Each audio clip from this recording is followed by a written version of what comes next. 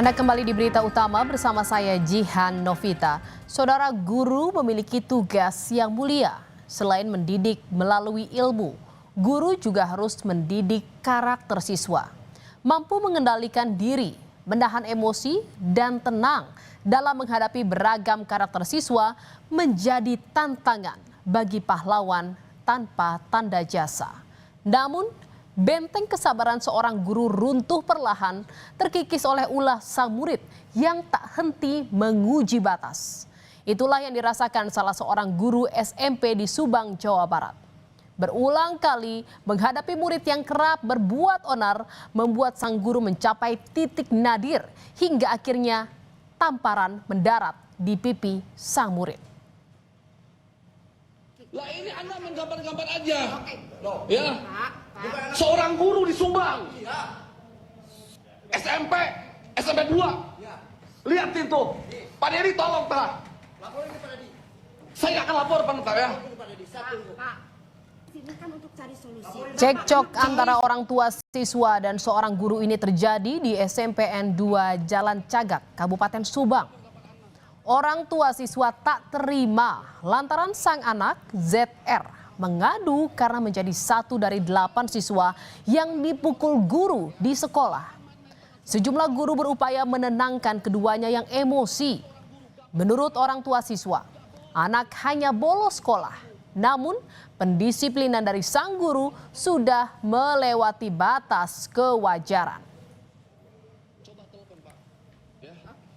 Mendatangi sekolah itu ingin mempertanyakan, ya kan, kenapa anak saya sampai digaplok 3 kali?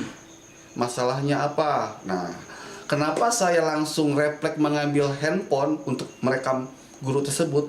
Karena cara penyampaiannya guru tersebut itu tidak bagus kalau menurut saya. Ya emang kesalahannya itu hanya sepele sih, loncat pagar aja. Loncat pagar dan mungkin dia kena sanksinya itu digambar-gambarin sampai 8 orang termasuk anak saya. Dan itu pun misalnya gambarnya itu bukan 1 kali, ternyata 3 kali. Inilah saudara pagar yang menjadi awal masalah. Pagar di samping sekolah ini kerap digunakan anak-anak untuk bolos.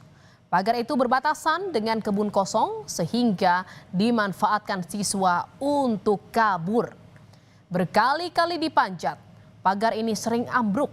Dan saat peristiwa bolosnya 8 siswa ini, pagar itu baru 2 minggu selesai diperbaiki. Setelah sempat ambruk karena kerap disalahgunakan oleh siswa.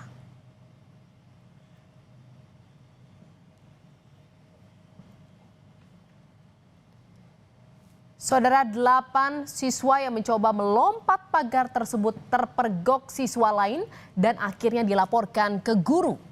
Oleh bagian kesiswaan, 8 murid ini dipanggil, salah satunya ZR, anak dari Denny Rukbana dan Rana Saputra, ikut mendatangi ke-8 siswa tersebut. Rana gusar dengan kelakuan ZR yang dikenal nakal karena pernah ketahuan merokok dan berkelahi di sekolah. Akumulasi ulah bengal sang murid membuat kesabaran Rana habis. Ia pun lepas kendali hingga berujung tamparan mendarat di pipi ZR. Rana mengaku juga menampar 7 siswa lainnya. Rana bilang tamparannya tidak bermaksud untuk menyakiti, melainkan untuk mendidik para siswa. Rencanakan Pak, dari tembok dalam dia pakai kursi, kemudian di luarnya juga ke kebun nanas misalnya dia juga pakai kursi lagi. Oh berarti loncat. Berarti bukan. Kebetulan saya pelakunya, saya nampar anak itu. Kalau dikumpulin sama kesiswaan Pak, cuma saya nyamperin. Bukan untuk mencederai, bukan menyakiti. Dibarisin anak-anak itu. Dibarisin. Berapa orang? 8 orang. Semua disabok kabel. Dicabokan Tarik. Menurut pihak sekolah, saudara, pendisiplinan tersebut dilakukan karena sang anak sudah berulang kali diingatkan.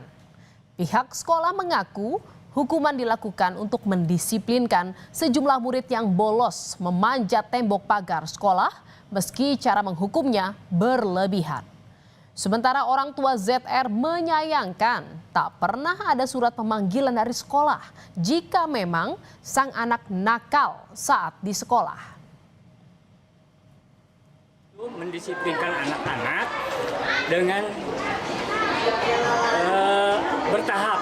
Jadi kemarin itu mungkin bentuk pendisiplinan yang paling keras mungkin di sekolah kami. Kenarannya sudah berulang, itu dari kelas 7. Dan yang kemarin itu mungkin puncak dari kekesalan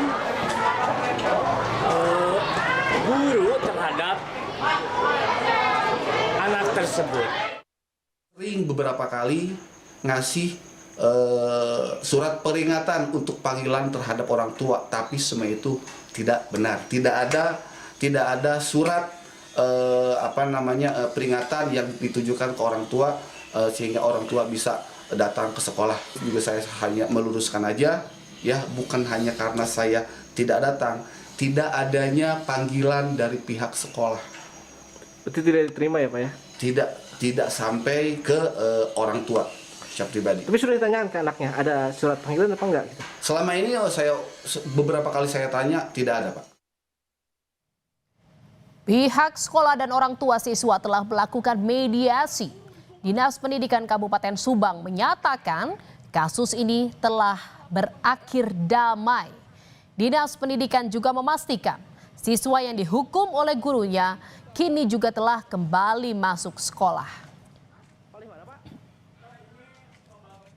Nah, ini kan sudah kepala sekolah sudah dipanggil oleh Dinas Pendidikan, kemudian gurunya pun ya sudah dipanggil bersama-sama dengan kepala sekolah bahkan langsung dengan Pak Gubernur pada waktu itu sudah datang dipanggil ke Gedung Sate, dan di sana sudah orang tuanya juga sudah dipanggil. Cerita berbeda dialami Eko Prayitno, seorang guru SMP di Trenggalek, Jawa Timur, saudara. Berniat untuk mendisiplinkan murid karena menggunakan ponsel saat jam pelajaran. Eko Prayitno justru dianiaya oleh keluarga siswa yang tak terima lantaran ponsel adiknya yang ia sita. Dan saudara, kasus ini berawal saat kegiatan belajar kelompok di kelas pada Jumat akhir Oktober lalu digelar. Eko yang merupakan guru seni budaya memberikan izin setiap kelompok menggunakan maksimal 2 telepon genggam untuk mencari materi pelajaran. Namun salah seorang siswi berinisial N ketahuan menggunakan ponselnya untuk hal lain. Akhirnya Eko langsung menyita ponsel siswi tersebut sesuai aturan sekolah. Untuk memberikan efek jera, Eko menunjukkan sebuah batu yang dimasukkan ke dalam air seolah-olah itu adalah ponsel milik siswi tersebut. Padahal saudara, ponsel telah diserahkan ke bagian kesiswaan. Dan setelah ponselnya disita, siswa tersebut mengadu ke keluarganya, saudara. Tindakan ini memicu kemarahan keluarga siswi, di mana sepulang mengajar di sekolah, Eko mendapat telepon dari seseorang yang mengaku orang tua siswi dengan nada tinggi dan ucapan kasar tak terima. Ponsel siswi tersebut disita. Setelah selesai sholat Jumat, Eko mendapati sebuah mobil berhenti di depan rumahnya. Kemudian turun seorang pria dari mobil tersebut dan memaki Eko di depan keluarganya. Tak hanya memaki, pelaku juga menganiaya Eko dan sempat memberikan ancaman. Tak terima dengan perlakuan ini, sang guru melaporkan ke polisi dan menolak berdamai. Di rumah, HP saya sudah berbunyi. Di bel orang tua dari Ananda yang pada waktu tadi saya pelajaran itu ada. Intinya tidak terima HP-nya anak disita. Saya jelaskan kronologisnya sudah tidak mampu. Pelaku penganiayaan guru akhirnya ditangkap. Motifnya diduga karena laporan dari keluarga tersangka yang menuduh korban merusak ponsel milik adiknya. Siswi yang ponselnya disita berencana dipindahkan oleh orang tuanya ke sekolah lain dengan alasan psikologis.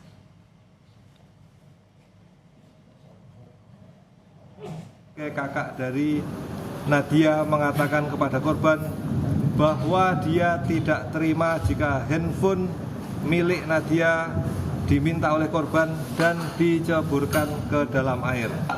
Awang emosi kemudian tanpa meminta penjelasan lebih lanjut kepada korban saudara Eko langsung melakukan kekerasan terhadap korban.